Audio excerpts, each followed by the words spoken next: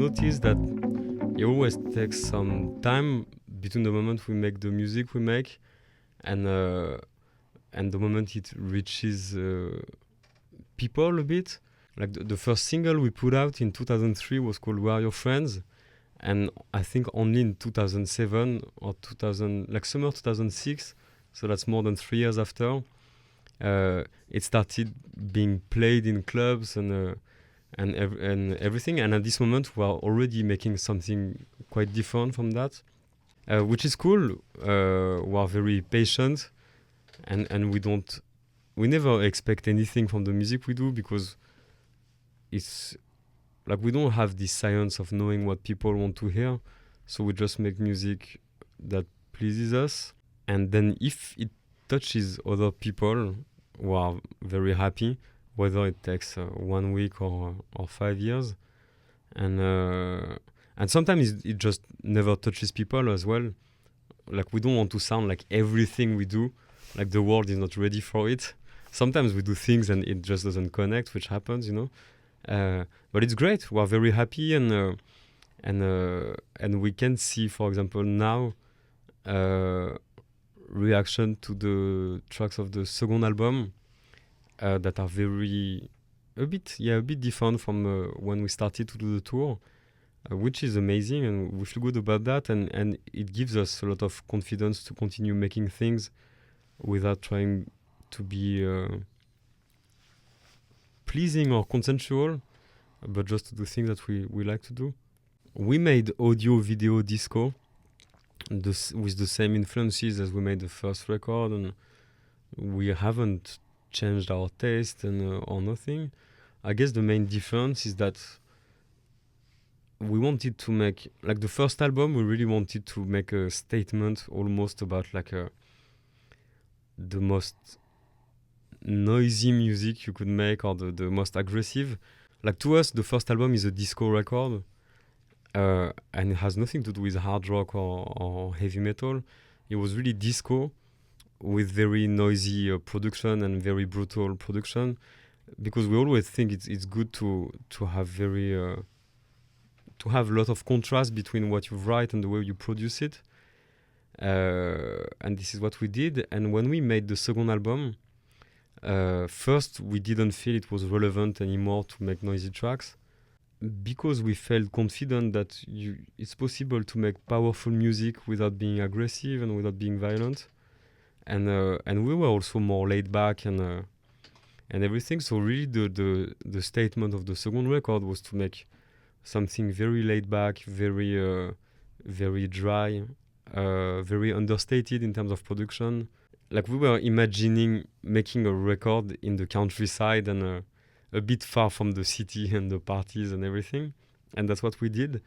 And once again, it was also working in opposition with the type of music that we are writing, that was a bit more layered and complex than on the first record, with more harmonies, more parts within every track.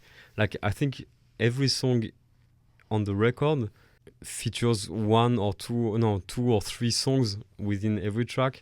There's like a lot of changes and everything, and we thought that if we are going in like something very produced, it could have had the same effect as eating like 10 kilos of cream and feeling a bit sick after that. So we wrote this music this way, like in a maximal way, and made it sound as rough as possible. Rough in the sense not dirty, but rough as if it was just a first draft of a song. It's like we wrote it, you record it, and it's done. Although sometimes it took us like 4 months to mix a track, so it sounds like it's a demo. But we always try to think of music in a very innocent way, and try to forget a bit everything we think we know or we think we learned, to just make music that sounds a bit spontaneous, which is really hard in electronic music, because with the computer, if you start making a beat and you put a bass line, and it's gonna sound huge immediately, and very slick, and I guess we wanted to make a record that doesn't sound slick. No, like since it's been like 10 years we've been working together. Like we kind of share the same not vision, but at least we know exactly where we want to go, and somehow like everything like goes faster. You know, the process of working together. For example, the last record was it was a very smooth process. As for the first one, it was a bit more painful at times, but just because we never did a record before, so it was a bit of a struggle. But it's just like a good dynamic, I guess. We are very happy with working in Paris, and somehow like we definitely like to live there and work there. But they are all recorded in different places in Paris. Right now we are building a new studio in Paris. Like we made the first album in a very like deep basement that used to be a chapel. And when we finished the record, we just like left the studio and never got back to the studio. And we rented a flat to make the second album. And same thing, when we finished the record, we just dismantled the studio and left it. And so now we are like just trying to find a new place and building a new studio. And we change as well a bit the equipment we use, because we do believe that